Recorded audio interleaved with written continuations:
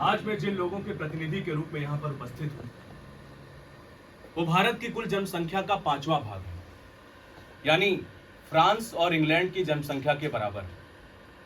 परंतु इन लोगों की दशा आज दासों से भी गई बीती है, क्योंकि दासों के मालिक उन्हें छू तो लिया करते थे, लेकिन हमें तो छूना भी पाप समझा जाता था। ब्रिटिश शासन से पहले हम अछूतों की हालत छुआछूत की वजह से दयनीय थी।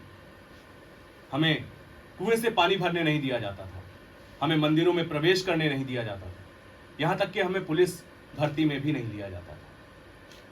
क्या आज ये सभी सुविधाएं हमें मुहैया कराई गई? नहीं। ये सभी वे प्रश्न हैं जिनका उत्तर हाँ में नहीं दिया जा सकता। फिर ऐसी सरकार किस काम की? आज ब्रिटिश शासन को पूरे 150 साल पूरे हो चुके हैं, लेकिन हम अछूतों की हालत वैसी की वैसी ही है। जबकि सरकार ये बखूबी जानती है कि पूंजीपति मजदूरों की पूरी मजदूरी तक नहीं देते, जमींदार किसानों पर अत्याचार करते हैं और अछूत शताब्दियों से सामाजिक कुरीतियों की चक्की में पिसते चले आ रहे हैं। क्या सरकार ने इसकी तरफ ध्यान दिया? नहीं। क्या इसकी वजह यह है कि उनके पास कोई कानूनी अधिकार नहीं है? बात दरअसल यह है कि आर्थिक और सामाजिक मामलों में सरकार इसलिए दखलंदाजी नहीं करना चाहती है क्योंकि उन्हें इस बात का भय है कि उनकी यह दखलंदाजी उनके सामने कोई बड़ा प्रतिरोध खड़ा ना कर दे। तो ऐसी सरकार किस काम की? हमें ऐसी सरकार नहीं चाहिए। हमें ऐसी सरकार चाहिए जिसमें शक्ति की बागडोर ऐसे लोगों के हाथों में हो जो भारत के सर्वोत्तम हितों के प्रति अपने आप को पूर्ण रूप से समर्पित कर सके। हमें ऐसी सरकार चाहिए जिसमें शक्ति की बागडोर ऐसे लोगों के हाथों में हो जिन्हें यह पता हो कि कहां तक उनकी बातों का अनुसरण किया जाएगा और कहां पर उनके सामने प्रतिरोध खड़ा करा जाएगा। समय के अनुसार और न्याय की मांग के लिए अगर उन्हें कठोर से कठोर नियम भी लागू करने पड़े तो सरकार उसके लिए हिचकिचाए नहीं। आज भारत में जाति व्यवस्था एक सीढ़ी की तरह है, जिसमें डंडे के सबसे उछले पायदान पर ब्राह्मण है, और फिर क्षत्रिय, और फिर वैश्य, और सबसे निचले पायदान पर आते हैं शूद्र, और इसी क्रम में उनका आदर अनादर भी किया जाता है। भारतीय जाति व्यवस्था एक ऐसी व्यवस्था है जिसमें भाईचारे जैसी भावनाएं तो उपज ही नहीं सकती। बड़े अफसोस के साथ कहना पड़ रहा है कि भारत के जो मौजूदा हालात हैं उनमें कोई भी ऐसा संविधान लागू नहीं किया जा सकता जिसमें बहुसंख्यकों का समर्थन शामिल ना हो, क्योंकि अब वो वक्त चला गया जब आप लोग निर्देश दे देते थे और पूरे देश को मानना पड़ता था। अब ऐसा समय लौट कर नहीं आएगा। अब अगर आप चाहते हैं कि एक नया संविधान लागू हो तो उसका एकमात्र आधार सभी लोगों की सम्मति होगा, क्योंकि मेरा मानना है कि कोई भी संविधान चाहे जितना भी अच्छा क्यों ना हो, वो फिर भी बुरा साबित होगा अगर उसे प्रयोग में लाने वाले लोग बुरे होंगे, और कोई भी संविधान चाहे जितना बुरा हो वो फिर भी अच्छा साबित होगा अगर उसे प्रयोग में लाने वाले लोग अच्छे होंगे।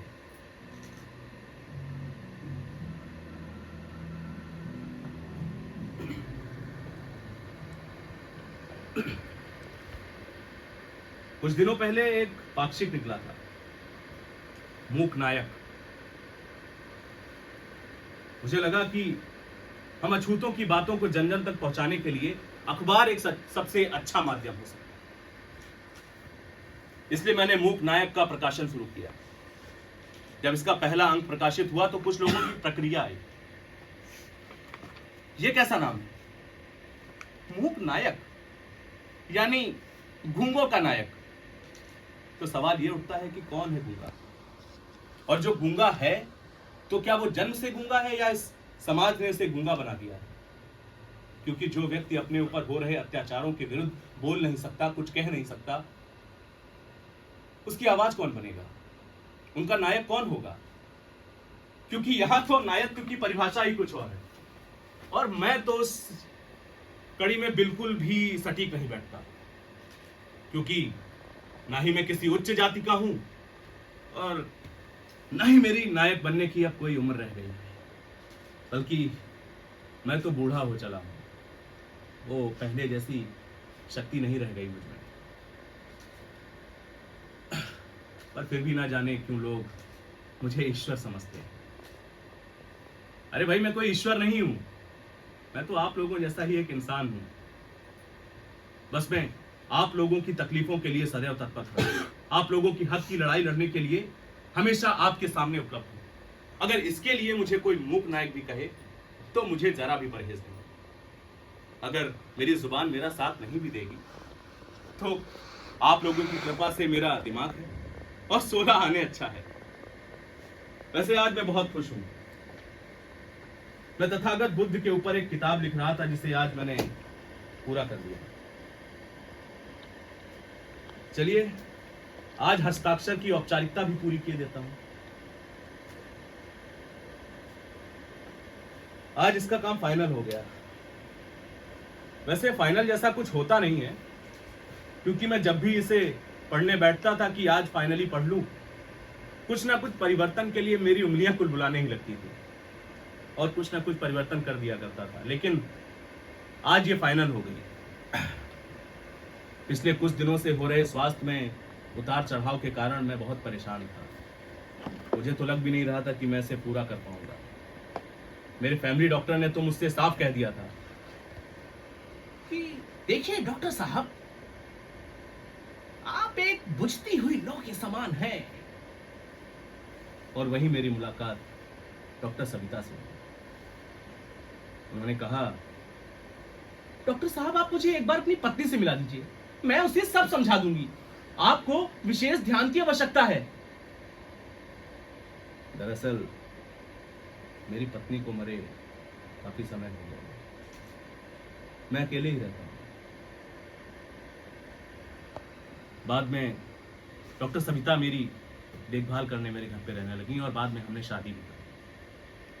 अगर इस लॉ को जलाए रखने में ये श्रेय किसी को जाता है तो वो सविता को जाता है।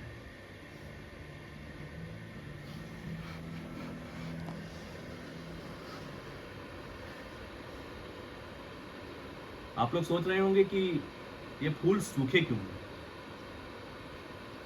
दरअसल मेरा जो माली है वो पिछले कुछ दिनों से बीमार है, उसे बुखार आया हुआ। कल मैं उसके घर गया था उससे मिलने।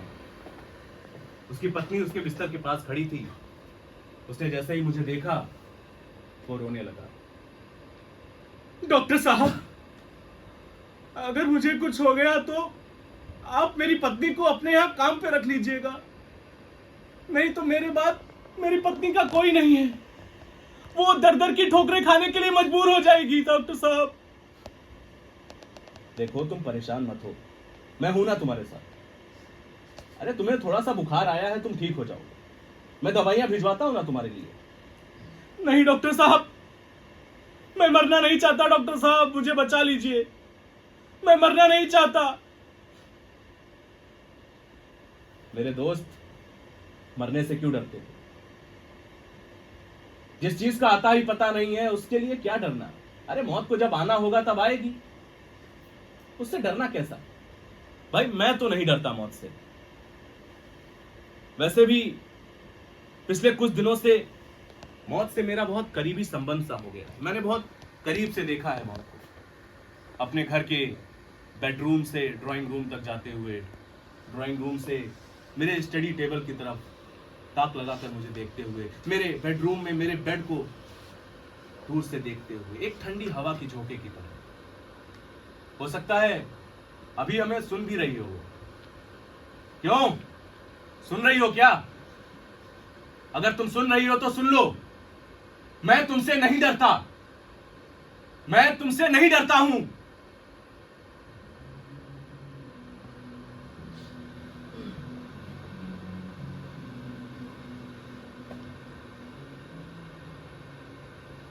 लोग मुझसे अक्सर ये सवाल करते हैं कि मैंने हिंदू धर्म का परित्याग करके बौद्ध धर्म को क्यों अपनाया। अरे भाई क्यों ना अपना?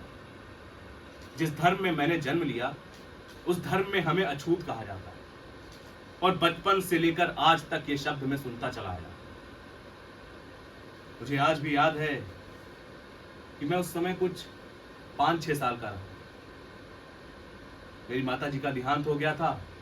पिताजी उन दिनों गोरेगांव में खजांची की नौकरी किया करते थे।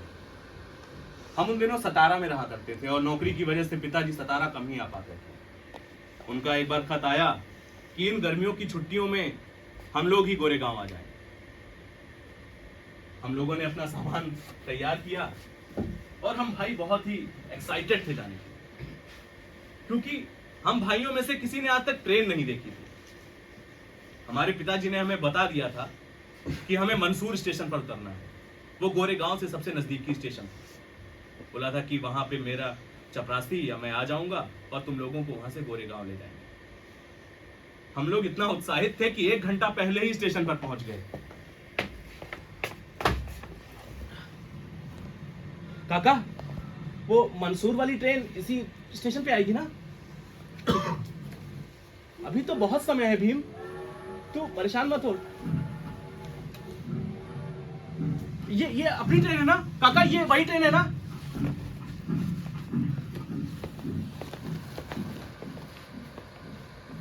ये यहां बैठ जाऊं मैं? ये खाली है?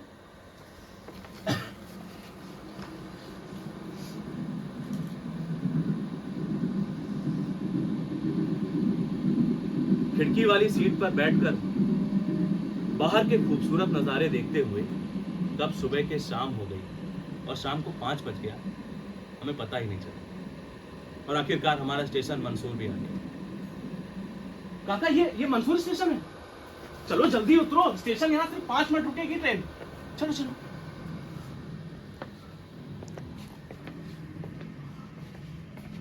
अब परेशान मत हो, पिताजी आते ही होंगे। पिताजी आएंगे या अपने किसी चपरासी को भेज देंगे, तब तक हम लोग यहीं बैठते हैं।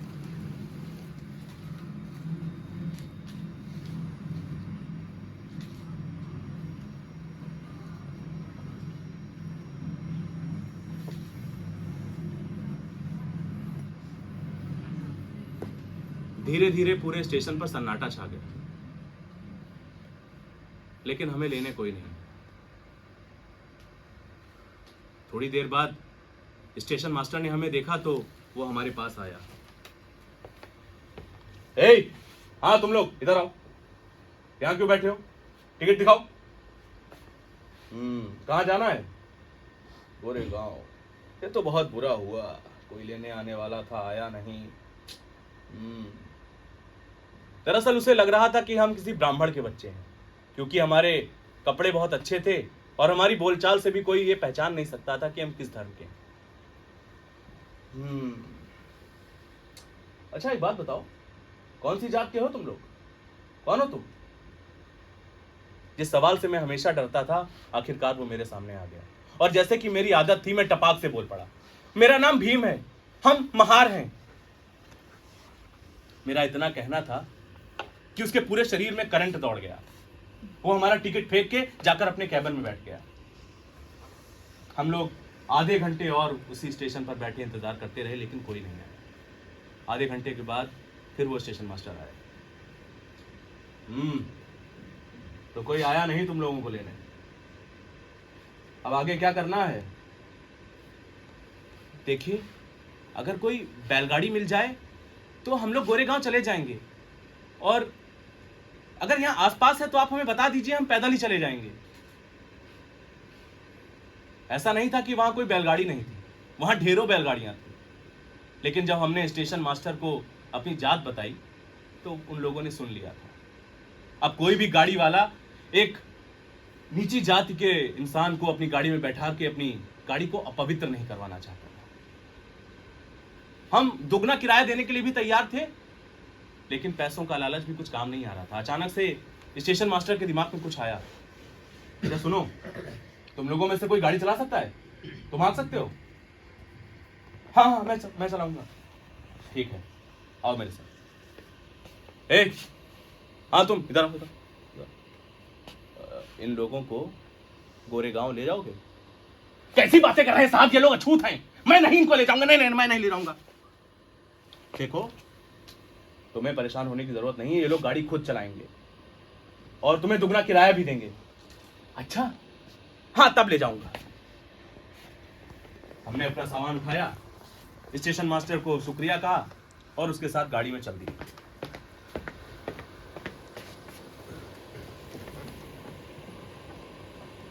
काका, हम लोग गोरेगांव कितनी देर में पहुंच जाएंगे? यही कुछ 3-4 घंटा लगेगा, हो सकता है पहले और बाद में भी पहुंच जाए। अच्छा, रुको। क्या हुआ काका? ऐसा कुछ नहीं हुआ। यहाँ एक नदी है, तो तुम लोग ऐसा करो, थक गए होगे, कुछ खाना वाना खा लो, क्योंकि इसके बाद तुम लोगों को पानी नहीं मिलेगा। हमने ऐसा ही किया, और हमको भी थोड़ा सा पैसा दे दो, हम जाके गांव में खाना खा के आते हैं। चलो चलो दादा, हम लोग खाना खा लेते हैं। आप लोग ऐसा करिए, आप लोग खाना खाइए, मैं पानी लेकर आता हूँ।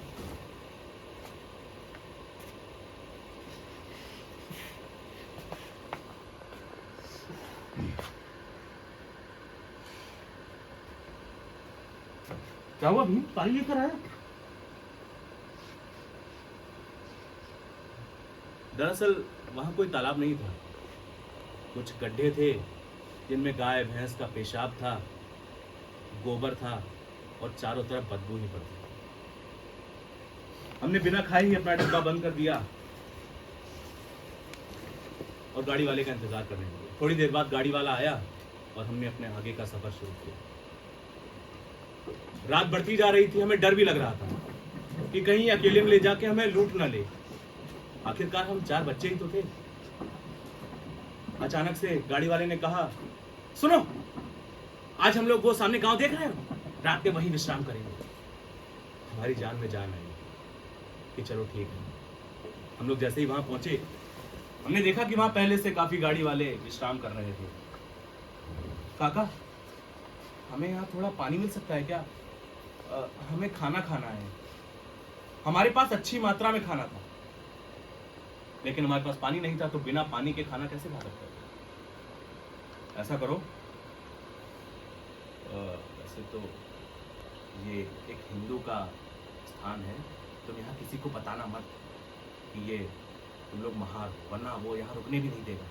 ऐसा करो, वहाँ चले जाओ, वो चुंगी वाला घर देख रहे हो, और उससे कहना कि तुम लोग मुसलमान हो, शायद बात बन जाए।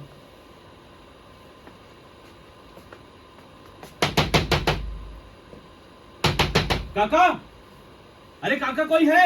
हाँ, कौन है? काका, हमें थोड़ा सा पानी मिल सकता है क्या? कौन हो तुम लोग? हम मुसलमान हैं। नहीं, तुम्हारे लिए यहाँ कोई पानी नहीं है। पहाड़ी के उस पार चले जाओ, वहां पानी मिल जाएगा।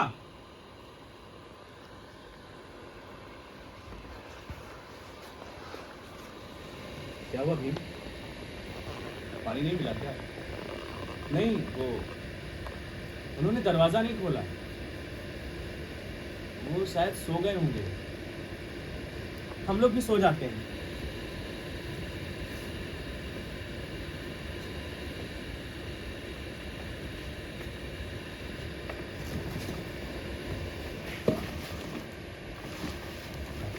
दादा, मुझे ना ये गाड़ी वाला कुछ ठीक नहीं लग रहा है। हम लोग ऐसा करते हैं, पहले हम 2 लोग सोते हैं और आप 2 लोग जगो, उसके बाद जब आप दोनों सोना तब हम लोग जगेंगे। हाँ।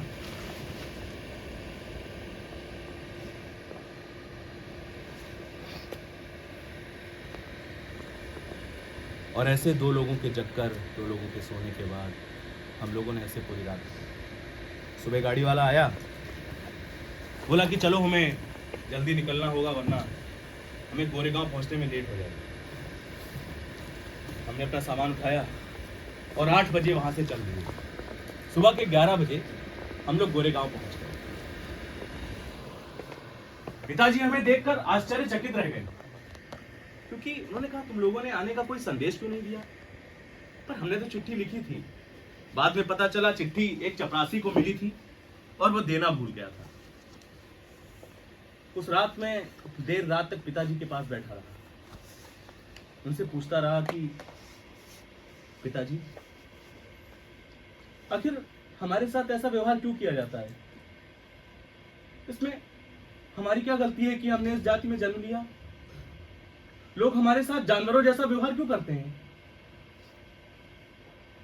हमें फर्क क्या है? जैसी शक्ल सूरत हमारी है वैसी उनकी है, जैसा बोलचाल हमारी है वैसी उनकी है, जैसे कपड़े हम पहनते हैं वैसे वो पहनते हैं, तो हमारे साथ ऐसा व्यवहार क्यों किया जाता है? पिताजी कुछ जवाब नहीं दे पाए, बस वो रोते रहे देर रात तक। लोग कहते हैं कि जैसे जैसे समय बीत जाता है, हम लोग अपनी पुरानी बातें भूल जाते हैं, पर मैं तो नहीं भूल पाया हूं आज तक। पता नहीं क्यों आज भी वो सारी स्मृतियां मेरे आंखों के सामने आ जाती हैं कि जब मैं स्कूल जाया करता था तो क्यों मुझे कक्षा के बाहर बैठना पड़ता था, क्यों कोई बच्चा मेरे साथ खेलने के लिए तैयार नहीं होता था, क्यों बहुत से अध्यापक मेरी नोटबुक को छूते भी नहीं थे। जब किसी दूसरे बच्चे को प्यास लगती थी तो वो जाकर पानी पी लिया करता था, लेकिन जब हमें प्यास लगती थी तो हमें नल के पास दूर से ऐसे खड़े होना पड़ता था और कोई आकर ऊपर से पानी डाल दिया करता था, और अगर चपरासी फ्री ना हो तो हमें प्यासे ही रहना पड़ता था। एक बार तो मैं स्कूल से घर जा रहा था, अचानक से मुझे प्यास लगी। मैंने देखा पास में कुआं था, तो मैं जैसे ही कुएं के पास गया किसी सवर्ण ने मुझे देख लिया। ए हरामखोर, कुत्ते कमीने, तेरी हिम्मत कैसे हुई हमारे कुएं को अपवित्र करने की? ए मारो इस साले को। नहीं, मुझे मत मारो, मुझे मत मारो। उन्होंने मुझे इतना मारा मेरा पूरा शरीर नीला पड़ गया।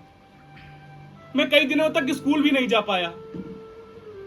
एक बार तो मैं स्कूल से घर जा रहा था कि रास्ते में बारिश होने लगी। मैंने देखा, मैं जाके पास के घर की दीवार से हटकर खड़ा हो गया। अचानक से उसकी मालकिन ने मुझे देख लिया। ये छूत कहीं के, तुम्हारी इतनी हिम्मत, हमारे घर को अपवित्र कर दिया। उसने मेरे पैर पे ऐसा डंडा मारा, मैं कीचड़ में जा गिरा।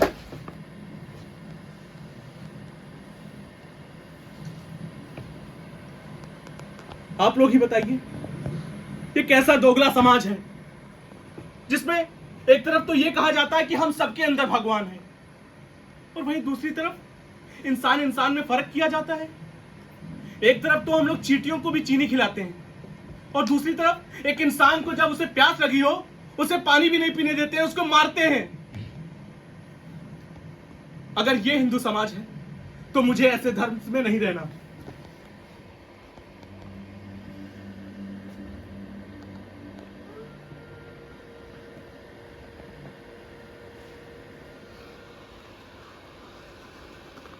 सुदामा मेरे लिए जाने से पहले रोज ब्लैक कॉफी और कटोरी में कुछ मिठाइयां रखकर जाता है। उसे मेरी कमजोरी बखूबी पता है, हालांकि इसके लिए उसे सविता से अक्सर डांट पड़ती है।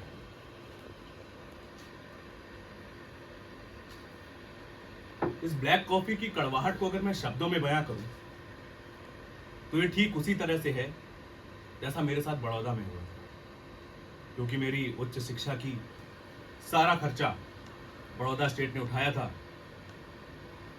जैसे ही वहां पढ़ाई खत्म हुई मुझे बड़ौदा स्टेट में नौकरी करने के लिए आना पड़ा। मुझे कहा गया था कि मैं जैसे ही स्टेशन पर पहुंचूंगा वहां एक चपरासी मुझे लेने आ जाएगा और वही मुझे मेरे रहने का स्थान भी बताएगा। मैं जैसे ही ट्रेन से उतरा मैं स्टेशन पर काफी देर तक खड़ा हुआ। दरअसल 5 साल अमेरिका और इंग्लैंड जैसे देशों में रहने के बाद मैं भूल गया था कि आखिरकार मैं एक अछूत हूं, और एक अछूत का स्वागत करने कौन आएगा। वहां भी कोई नहीं आया था।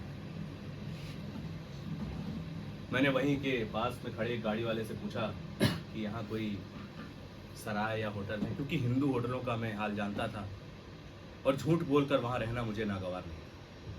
किसी ने कहा कि यहाँ पास में एक पारसी सराय है, वो पैसे देकर वहां लोगों को रहने देते हैं। दरअसल पारसी लोग ज़ोरास्ट्रियन धर्म के होते हैं। उनके धर्म में छुआछूत, जात पात, ये सब बिल्कुल भी इनकी मान्यता नहीं होती। मुझे लगा ये रहने के लिए अच्छा ठिकाना होगा। मैं गया, वहां एक 2 मंजिला इमारत थी जहां नीचे उनके पति पत्नी रहते थे और ऊपर कुछ कमरे थे जो वो किराए पर देते थे। मुझे वहां कमरा मिल गया। मुझे लगा चलो रहने की समस्या का हल हो गया।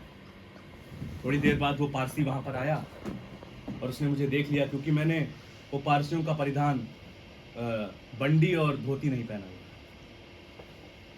अरे तुम तो पारसी नहीं है, तुम कौन से धर्म का है? मैं हिंदू। नहीं नहीं, तुम इधर नहीं रह सकता है। अगर तुमको इधर रहना है तो तुमको इधर पारसी नाम रखना पड़ेगा। देखिए, मैं हिंदू हूं और मुझे इससे कोई एतराज नहीं है और आपको भी एतराज नहीं होना चाहिए। अगर आप कह रहे हैं तो अपने रजिस्टर में मेरा कोई पारसी नाम दर्ज कर लीजिए, मुझे इससे कोई एतराज नहीं है। मैं देख रहा था कि वो धीरे धीरे पिघल रहा है। दरअसल उसकी सराय में काफी दिन से कोई आया भी नहीं था और वो थोड़े पैसे कमाने का मौका भी नहीं जाने देता। उसने मेरा पारसी नाम लिखा और चला गया। मुझे लगा चलो मेरे रहने की समस्या का हल हो गया। जो डर मेरे साथ हमेशा रहता था वो डर मेरे साथ ऑफिस में भी रहा। मेरे लिए अलग से मेज लगाई जाती थी। मैं 10 बजे अपने ऑफिस में पहुंच जाता था। एक कोने में मेरी मेज कुर्सी लगा दी गई। वहां का चपरासी भी दूर से फाइल फेंक कर चला जाता था। क्या है ये? फाइल है। अब वो तो मैं देख रहा हूं फाइल है, लेकिन ये क्या तरीका होता है यहां देने का? देखिए, हमको मत सिखाइए।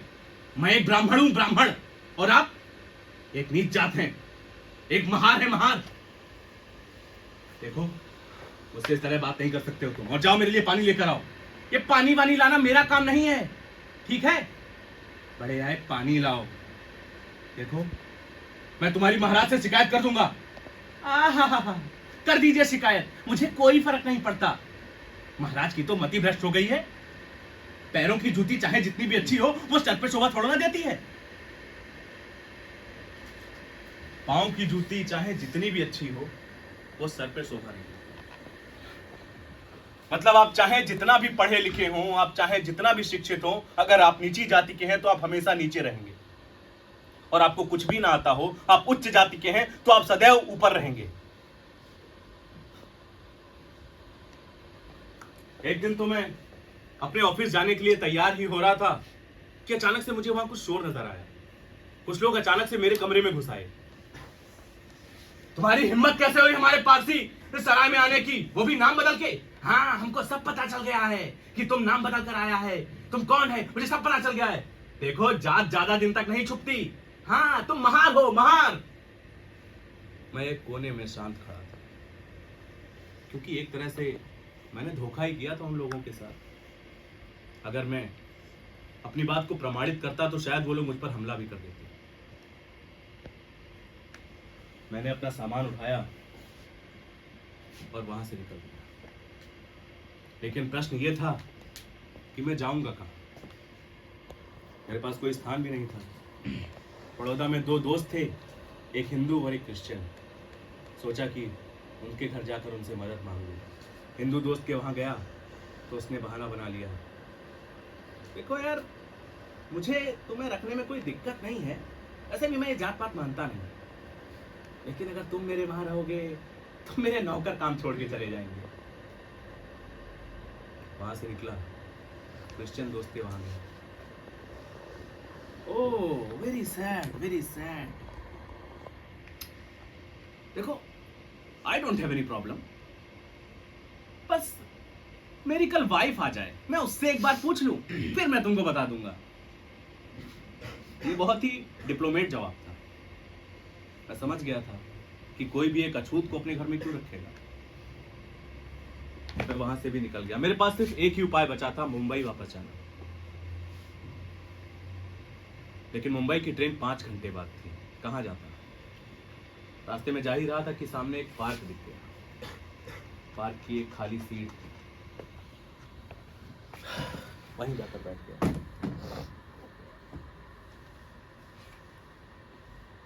फिर वही सारी स्मृतियां मेरी आंखों के सामने चलने लगी। मैं जितना अपने आप को कठोर करने की कोशिश कर रहा था, उतना ही मैं पिघलता जा रहा था। मेरा शरीर जड़ हो गया था। मैं अचानक से पपक कर रोने लगा।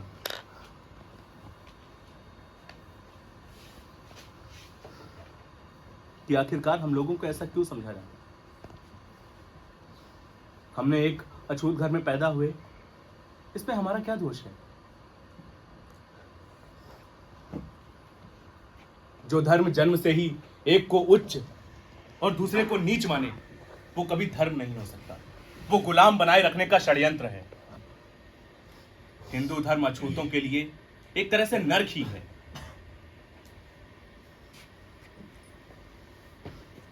इसलिए मैंने बौद्ध धर्म ग्रहण करने का फैसला किया।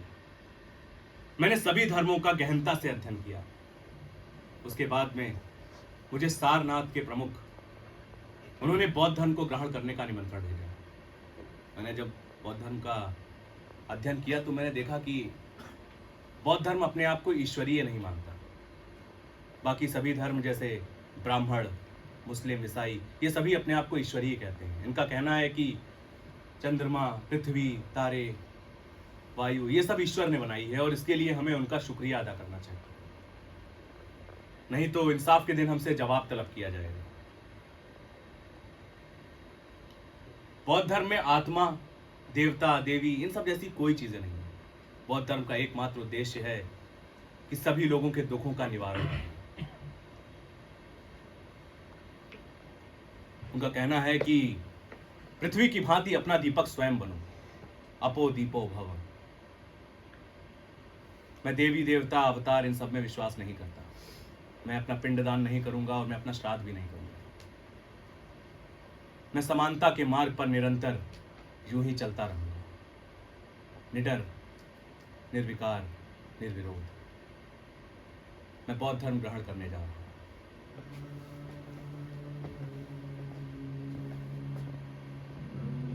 बुद्धं शरणं गच्छामि।